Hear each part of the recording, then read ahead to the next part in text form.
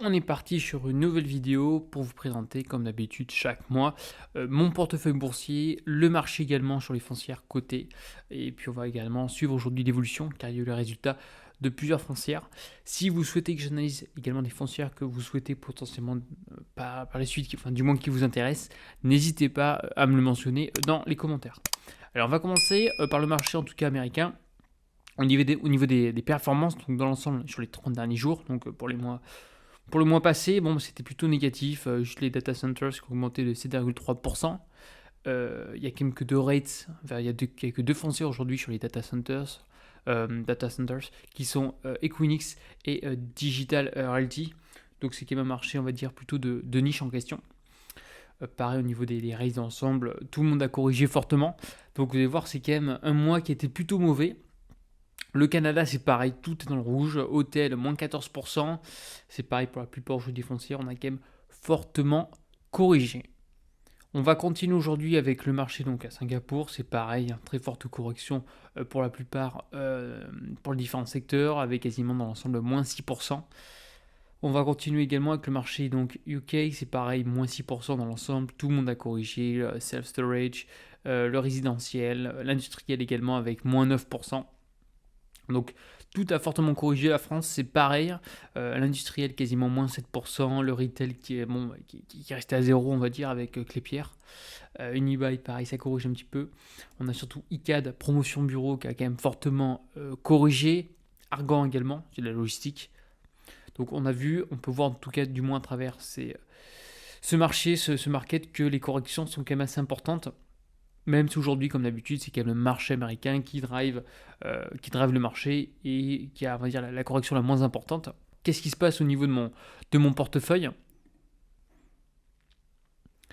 Comme vous le savez, j'ai trois positions à ce jour. La première étant Warehouse Depot, WDP. C'est une foncière sur la logistique. J'ai déjà fait une vidéo sur ce sujet en question, sur cette foncière, la présentation, l'histoire et également aujourd'hui ses finances. Donc à ce jour, elle a publié ses résultats, on verra ça là prochainement, il y a quand même une sacrée correction. Dans l'ensemble, c'est resté plutôt stable, il n'y a pas eu aujourd'hui donc une augmentation, notamment des revenus par action. Il y a peut-être des revenus, très bien, mais en tout cas, si chaque fois on le compare par rapport aux émissions d'actions émises par la foncière, on est resté stable. Donc ça, c'est le marché l'a plutôt sanctionné. On a également une petite baisse. De toute façon, j'ai fait un petit rapport sur Notion. Je vais vous le lire de suite. Je vous prends de suite les rates. On est quand même aujourd'hui donc sur des prix qui sont assez, je peux dire faibles, mais oui, quand même plutôt faibles. 15 fois aujourd'hui, on va dire les FFO, ça reste plutôt faible. Et également, si on le compare par rapport à son dividende, qui est quand même de 5,10% à ce jour, avec une croissance qui est plutôt importante. On verra également en fin de partie la partie graphique. On a également donc AMH qui est sur du résidentiel, comme je l'ai mentionné. Pareil, on est quand même un petit peu plus cher, on a 20 fois les FFO. C'est une action là qui a fortement corrigé parce qu'il y a une foncière qui a eu des résultats plutôt mauvais. On verra ça par la suite, mais dans l'ensemble tout va bien, rien de particulier. Toujours aujourd'hui une croissance, que ce soit des FFO par share au cours du temps. Donc plutôt bonne nouvelle, pareil, on a une petite baisse au niveau de la dette. Donc non, que des points positifs. Et on va terminer par Rexford, la dernière position que j'ai entrée sur le portefeuille en question. Pareil, on a un peu plus cher, on a 18 fois aujourd'hui le core FFO, enfin les FFO, vous m'avez compris. Toujours en forte correction, on verra à la fin l'analyse graphique. On a eu des résultats, donc pareil, toujours en croissance, donc c'est joli à voir. Hein. Vous avez vu quand même aujourd'hui les corps par share toujours en croissance dans l'ensemble. Une dette qui a aujourd'hui augmenté. Donc évidemment, les investisseurs sanctionnent un peu, mais dans l'ensemble, c'est pour une bonne raison, c'est pour développer notamment leur pipeline et continuer de se développer. Et on a également une petite baisse aujourd'hui au niveau notamment de l'occupation. Mais bon, voilà, aujourd'hui, le portefeuille se développe. Là, c'est la taille notamment du parc immobilier. Donc n'hésitez pas, hein, si vous voulez qu'on aborde d'autres foncières en particulier, n'hésitez pas dans les commentaires, c'est avec plaisir que j'aborderai ce sujet. J'ai quelques foncières évidemment en tête, mais s'il y en a qui préfèrent certaines, n'hésitez pas à me le mentionner. Alors aujourd'hui, c'est bien, lorsqu'on achète également des différentes foncières, c'est de suivre aujourd'hui les rapports. Alors ça prend un peu de temps en effet, mais c'est quand même important de savoir aujourd'hui où on place son argent. Donc on va commencer par la position la plus importante, Warehouse Depot. Alors je reprends, Warehouse Depot, j'ai environ, donc à ce jour, j'ai mis donc 658 euros. J'ai 25 positions, donc je suis en perte de 59 euros. Ça, je voulais vous mentionner. Pareil également, là j'en ai que 3 et là j'en ai que 2, c'est des toutes petites positions. Si on regarde aujourd'hui, Warehouse Depot, ça représente quasiment les 3 quarts, je viens de vous dire. Et à ce jour, je suis principalement sur de l'industriel. C'est ce qui en résiste le mieux du moins aujourd'hui sur le marché. Résidentiel, j'aime bien envie de renforcer cette part aujourd'hui et ajouter par la suite l'aspect commercial. On verra ça, à ce jour, l'action que je cherche, qui m'intéresse, je la trouve encore un peu chère, donc on attend. Au niveau des dividendes, bon, rien de particulier aujourd'hui, ça arrive par la suite. On va voir le paiement donc en janvier en 2025. Il y a également celui d'octobre, le 15 octobre. Voici les projections donc, mensuelles, là, c'est parce que Rexford aujourd'hui me transmet un dividende donc, à partir de mai. Et les rendements, c'est principalement aujourd'hui donc la foncière belge avec quasiment 5%, ce qui est quand même assez important. Rexford 3,85 et après on a le résidentiel avec 2,94%. On va commencer avec Warehouse, donc on va commencer avec WDP, la foncière aujourd'hui où j'ai le plus de parts. Bon, premier point, c'est le ralentissement économique qui est cyclique. Comme vous le savez, l'immobilier est cyclique. On voit aujourd'hui, chaque fois que je vous présente des conjonctures mensuelles, on voit que l'immobilier est bien cyclique. C'est le cas également sur de l'immobilier d'entreprise. Donc, ils anticipent aujourd'hui un léger ralentissement. Donc, évidemment, le marché s'affole lorsqu'on énonce ce fait en question. Avec aujourd'hui, donc, il faudra qu'ils relouent et qu'ils renouvellent également leur baux. On va voir également l'impact fiscal. Bon, ça, on l'avait déjà vu également la dernière fois, notamment avec le statut des rates, notamment aux Pays-Bas, Netherlands, qui a aujourd'hui un impact négatif avec moins 0,05 euros donc, par action à partir de 2025. Donc plutôt un point négatif. Augmentation également du coût de la dette parce qu'il y a un pipeline, encore une fois, il se développe. Donc on va avoir un WACC, on appelle ça, je crois qu'en France ça s'appelle un coût moyen du capital pondéré, quelque chose comme ça, qui est estimé à environ donc, 4,5, ce qui est plus élevé qu'en 2023 avec 2%. On a également une réduction des réserves qui ont diminué de 11,7%, parce qu'évidemment on se développe, comme je vous le mentionnais, avec une augmentation de l'endettement qui a augmenté de 21,1%. Alors les points positifs, il y en a quand même plusieurs. Croissance au niveau des revenus, ça c'est quand même un bon point, avec une augmentation de 12% par rapport à l'année précédente. On a également le taux d'occupation qui reste élevé. On est plutôt sur une baisse, mine de rien, du taux d'occupation, mais on est quand même au-dessus de 95%. Le portefeuille, aujourd'hui, s'est apprécié au cours du temps, c'est quand même un bon point. Des investissements solides, on continue aujourd'hui à se développer avec quasiment 600 millions d'euros pour cette année en question.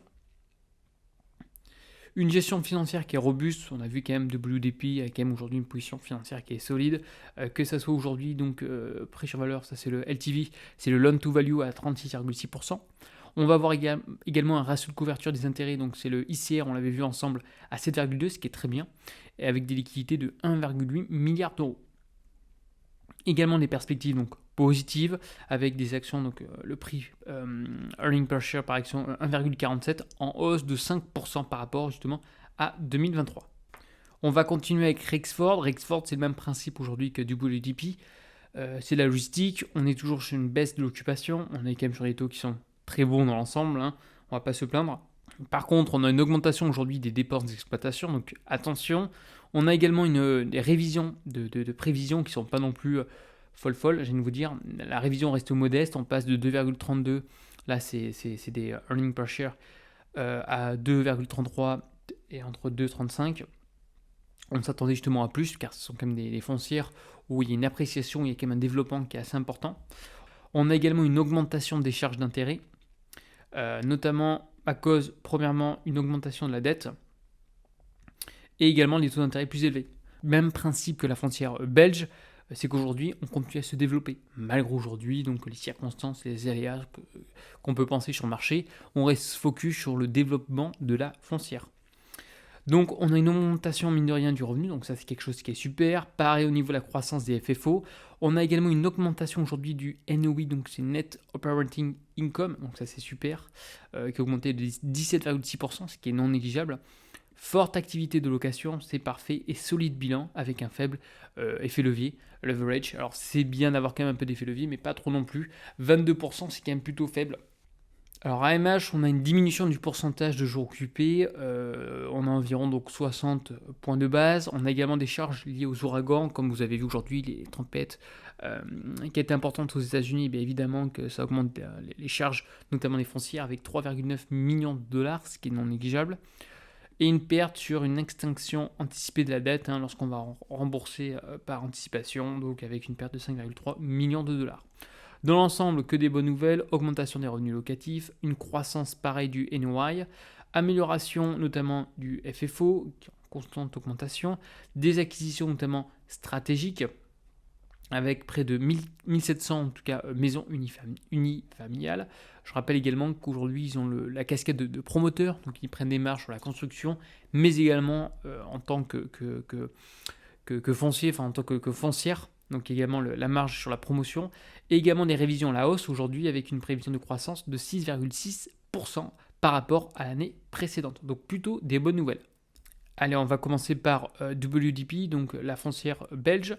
Donc dans l'ensemble, on était dans un canal baissier. On est toujours en tout cas dans une tendance baissière à ce jour. Toutefois, on a cassé cette fameuse droite, je viens de vous dire, depuis de nombreuses années, on rebondissait dessus. Là, on l'a légèrement cassé. Attention, à ce jour, on est sur une résistance qui est importante, qu'on a touché plusieurs fois, donc en 2020, également là par la suite, en 2023. Donc attention au petit rebond et qu'on sorte surtout là de cette tendance baissière, ce serait quand même un point important. Donc elle a surveillé. On est quand même aujourd'hui sur des zones qui sont assez intéressantes. Je sais quand même aujourd'hui ma première ligne en portefeuille. On verra par la suite qu'aujourd'hui, Rexford est à peu près la même trajectoire.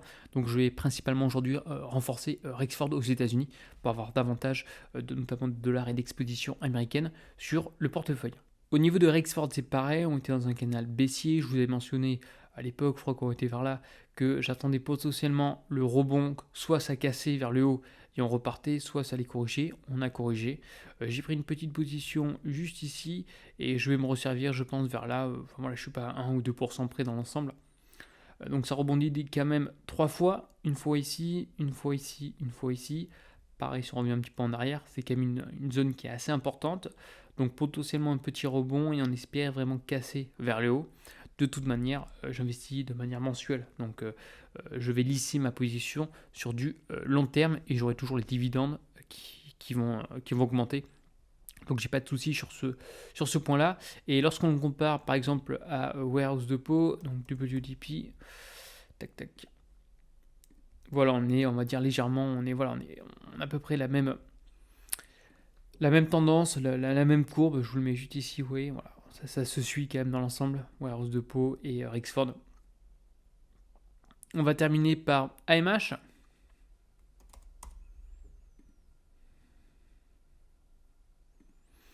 AMH qui est assez différente, comme vous pouvez constater, donc c'est bien d'avoir plusieurs foncières sur différentes thématiques. Voilà pourquoi j'aborderai d'autres thématiques au cours du temps. AMH, on était sur un canal haussier. J'avais mentionné que si ça cassait, je pensais potentiellement que ça allait repartir, on va dire de manière plus importante comme on avait ici. Voilà, faire à peu près cette même figure. Dans tous les cas, moi je rechargerai en bas, soit aujourd'hui au niveau là, du rectangle rouge, je rechargerai un petit peu ici, mais surtout lorsqu'on tapera aujourd'hui cette résistance qui est assez importante, à chaque fois on l'a tapé, on a rebondi dessus. Donc là je prendrai vraiment une position plus importante au sein du portefeuille. Donc dans l'ensemble, la stratégie ne change pas, on a quand même un mois plutôt baissier dans l'ensemble, mais il faut garder une stratégie long terme et en aucun cas aujourd'hui. Les résultats sont plutôt bons sur les 3 foncières à ce jour, donc on continue en tout cas la stratégie. Si vous avez des questions, surtout n'hésitez pas, merci encore pour vos commentaires, vos likes, et je vous dis à une prochaine. Allez, bye bye.